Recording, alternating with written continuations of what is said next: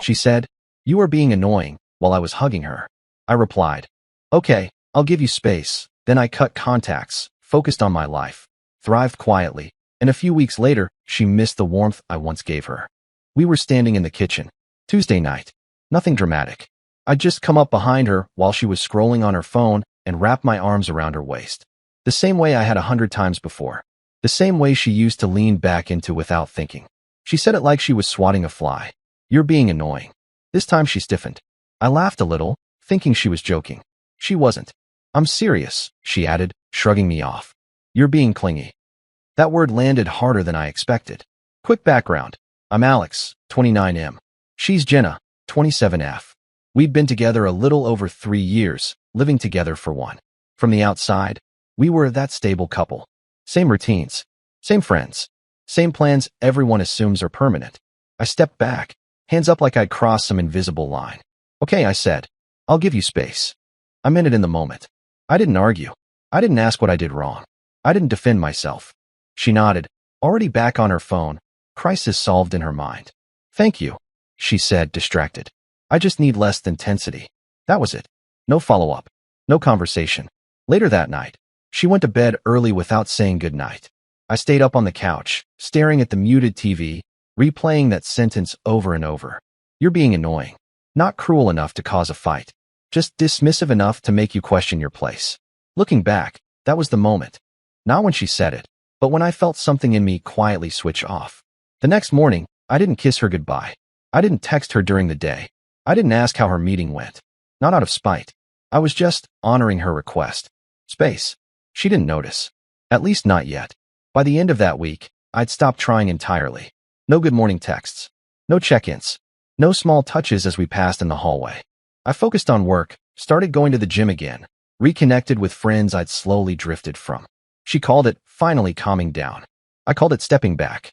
She thought it was temporary. I already knew it wasn't. The funny thing about giving someone space is how quickly they get used to taking it. Jenna didn't ask if something was wrong. She didn't pull me aside or say, "Hey, you've been quiet." She just expanded into the silence. Took it as proof that I'd finally learned my lesson. I started waking up earlier. Not to avoid her, just because I could. I'd make coffee, read, go for a run before work. When she stumbled into the kitchen half awake, she'd blink at the empty mug in the sink like it surprised her. "You didn't make extra?" she asked once. I shrugged. "Didn't know if you wanted any." She rolled her eyes. "You're weird lately." I almost laughed. Lately. At work, things shifted fast. I stopped rushing out the door at 5 to make it home on time. I stayed late. Took on a project I'd been putting off because it required more focus than I'd had energy for. My boss noticed. Complimented me. Put my name forward for something better. At the gym, I went from just staying active to training seriously again. Muscle memory kicked in. So did confidence I hadn't realized I'd misplaced somewhere between couples' routines and quiet compromises. Meanwhile, Jenna filled the extra space with herself. More nights out. Longer showers. Phone always face down when she sat next to me. She talked at me, not to me. Complaints about coworkers, gossip about friends, little jabs disguised as jokes. "You're so low energy now," she said one night while scrolling. "I liked you better when you were more present."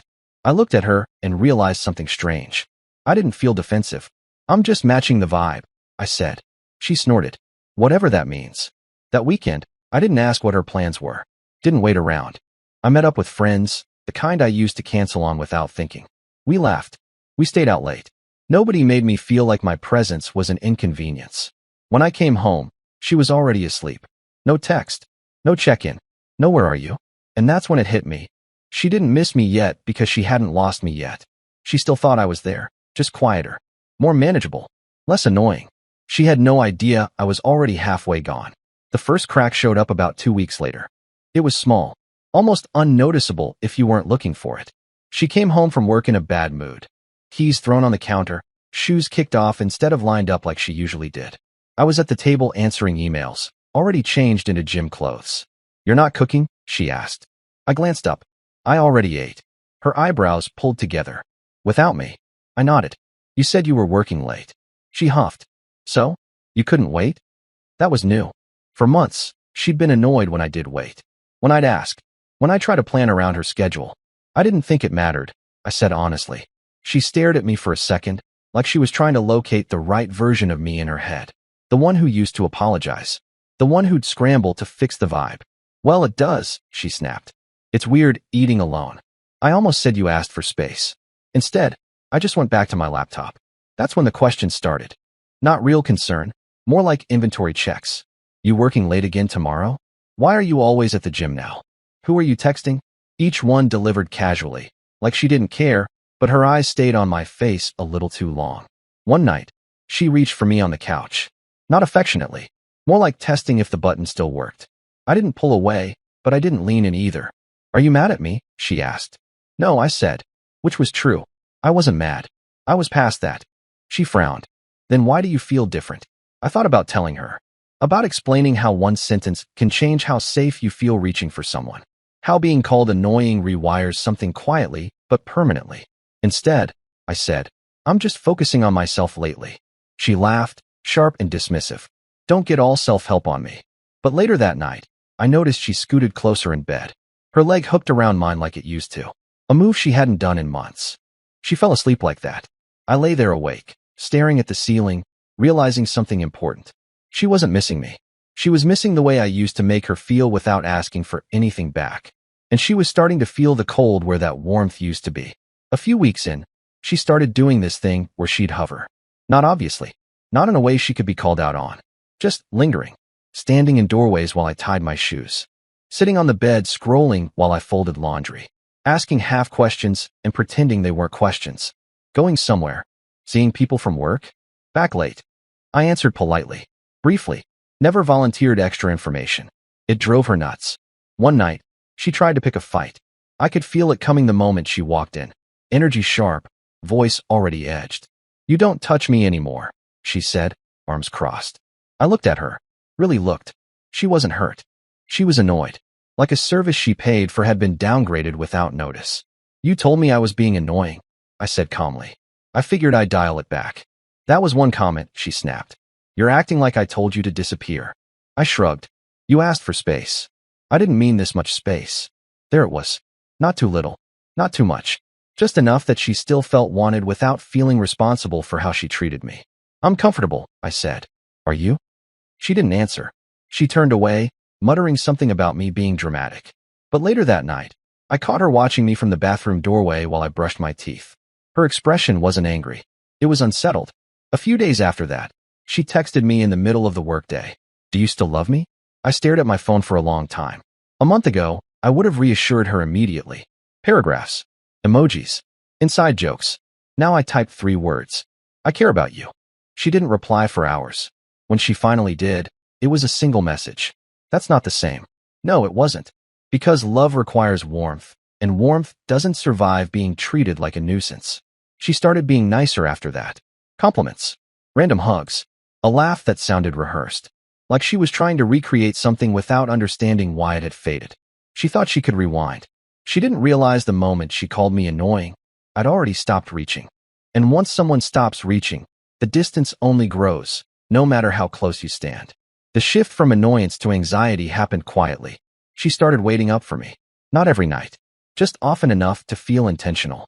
I'd come home from the gym or a late dinner with friends and find her on the couch, TV paused, phone in her hand, like she'd been pretending not to check the time. Oh, she'd say. You're back. Yeah. How was it? Good. That was the whole exchange. And every time, her jaw tightened a little more. One night she finally snapped. You don't tell me anything anymore, she said.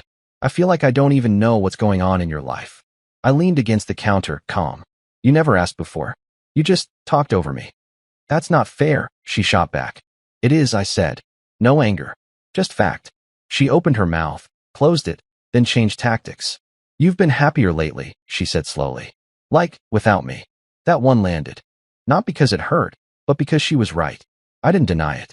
I'm happier taking care of myself, I said. That's not an attack. She scoffed. So now I'm the problem? I didn't say that. But you're acting like you don't need me. I almost laughed again. Almost. I don't need permission to exist, I said. And I don't need to earn affection. She went quiet after that. Too quiet. The next week, she tried harder. Cooked dinner. Suggested date night. Reached for my hand in public. All the things she'd slowly stopped doing once she was sure I wasn't going anywhere. The difference was, I noticed the effort, but I didn't feel pulled back in by it. Because effort without accountability feels hollow. One night, curled up next to me, she whispered, "I miss how close we used to be." I stared at the dark ceiling and realized the truth had finally sharpened. She didn't miss me. She missed access. She missed being adored without being gentle, being prioritized without being kind, being chosen without choosing back. And I knew then, no matter what she did next, there was no way back to the version of me who hugged her freely. That guy was gone, and she was starting to panic because she could feel the warmth leaving, even while I was still right there. The first time she really noticed I was gone was the night she reached for me, and I didn't respond. Not dramatically. No rejection. I was sitting on the edge of the bed scrolling through emails, and she slid her arms around my waist from behind. The old move. The one that used to melt me. I stayed still. "You okay?" she asked, trying to sound casual. "Yeah," I said. "Just tired." She didn't let go right away. That was new. She rested her cheek against my back like she was waiting for something to happen. Nothing did. She pulled away slowly. "You don't touch me anymore." I turned to face her. "I'm respecting the space you wanted." Her face tightened. I didn't mean emotional distance. I meant balance. Balance. Another word people use when they realize they pushed too far but don't want to own it. That night, she cried quietly in the bathroom. I heard it through the door. Not sobbing, controlled. Strategic. The kind of crying meant to be discovered. I didn't get up. The next morning, she was extra sweet. Compliments. Coffee made exactly how I like it. A kiss on the cheek before work. "Text me today," she said softly. "I'll see," I replied. That answer haunted her. Over the next few days, her tone shifted from irritation to insecurity. She asked more questions. Checked my location by accident. Started saying "we" again in conversations where she hadn't used it in months. One night she blurted out, "You're not thinking of leaving, are you?" I looked at her for a long moment. "I'm thinking," I said. That was the breaking point. Her eyes widened. "About what?" "About how I feel when I'm with you," I said. "And how I feel when I'm not." She laughed nervously. "You're being dramatic." "Maybe. But drama fades. Clarity doesn't." That week, I stopped sleeping in the bed entirely. Not because I was angry, because it felt dishonest to lie next to someone who only wanted me back once I was halfway gone. She started missing the warmth she'd dismissed. The irony was cruel. She wanted the version of me she'd already taught to disappear. And I wasn't coming back. By the time she actually said it out loud, it was already too late. "I feel like I'm losing you," Jenna said one night, sitting on the opposite end of the couch like the distance itself was an accusation. I didn't answer right away. The TV was on, but neither of us was watching. I muted it and turned to her. "You didn't lose me," I said. "You let go." Her mouth opened, ready to argue, then closed again. She looked smaller in that moment. Not fragile, uncertain. "That's not fair," she said. "I didn't do anything that bad." That sentence told me everything. To her, it was a scale. One comment, one shrug, one moment of dismissal. Nothing catastrophic. Nothing worth consequences this big. But relationships don't break from explosions. They erode. "I told you how that made me feel," I said. "And you minimized it." "I didn't think you'd take it this far," she snapped. There it was. Not "I didn't mean to hurt you." Just "I didn't think you'd react." I stood up. "That's the problem." She followed me into the kitchen, voice rising. "So what? You're punishing me now? You're just withdrawing until I behave." I shook my head. "I'm not punishing you. I'm choosing myself." She laughed bitterly. "God, you've changed." "No," I said quietly. I stopped overextending. That night, she slept with her back to me. In the morning, she was gone before I woke up. No text. No note. But later that day, my phone buzzed. "I miss you." Not "I'm sorry."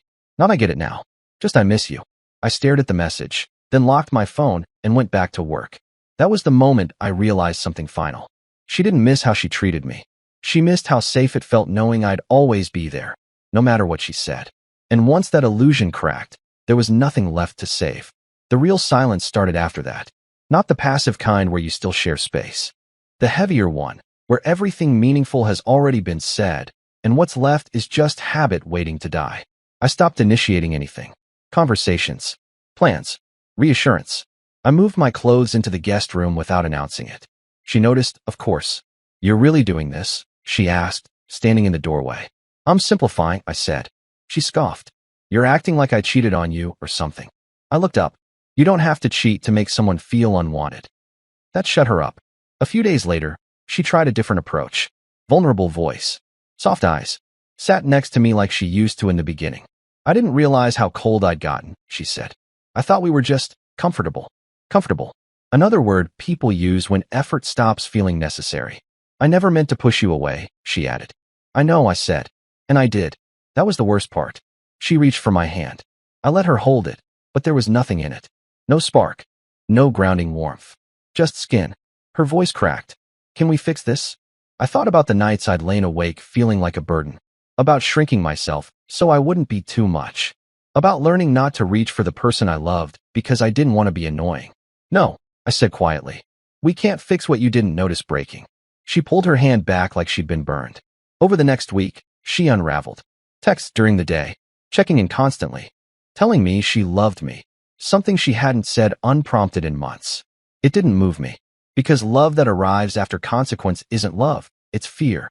She was finally feeling the absence of something she assumed was permanent, and I was already living without it. The breakup itself wasn't loud.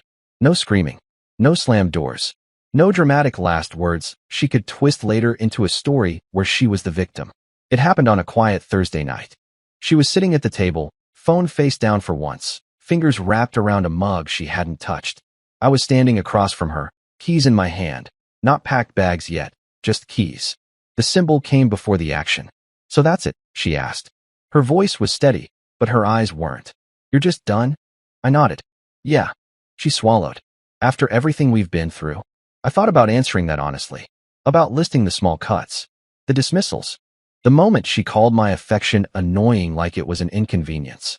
Instead, I said, because of it. She laughed weakly. You're really throwing this away because of one sentence. No, I said. I'm leaving because of how easy it was for you to say it, and how hard it was for you to notice what it did.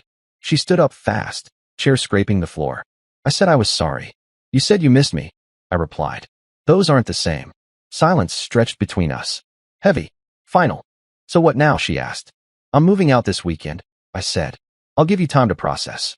But I'm not changing my mind. That's when it hit her. Not emotionally, logistically. Her voice cracked. You can't just disappear. I looked at her calm. I already did. You just didn't feel it until now. She didn't cry then. She just stared at me like she was seeing a stranger wearing my face. I left that night, slept on a friend's couch, turned my phone off, and for the first time in a long time, the silence felt peaceful. A few weeks later, my life looked quieter, but fuller. New apartment. Smaller. Cleaner. Everything in it chosen on purpose. I fell into routines that belonged only to me. Early mornings. Consistent workouts. Late dinners with friends who didn't make me feel like an obligation. I didn't post about it. I didn't announce anything. I just lived. That's when her name started popping up again. First as a hey. Then a hope you're doing well. Then a late night message that read, I miss the way you used to hold me. I didn't reply. A mutual friend mentioned she'd been talking about me a lot. How I'd changed. How she didn't realize what she had until it was gone. How she missed the warmth. The steadiness. The way I made her feel safe without asking for anything back. That part stung, not because it hurt, but because it confirmed everything. She missed the version of me that absorbed her indifference quietly. She missed the man who reached first, apologized first, loved loudly, and accepted crumbs in return. That man doesn't exist anymore. The last message she sent was simple. I get it now. I stared at it for a long time before finally typing back. I needed you to get it when it mattered. Then I muted the conversation and put my phone down. Some lessons arrive too late to change the outcome. And sometimes the healthiest thing you can do is walk away, not angrily, not dramatically, but permanently. I did, and I never looked back.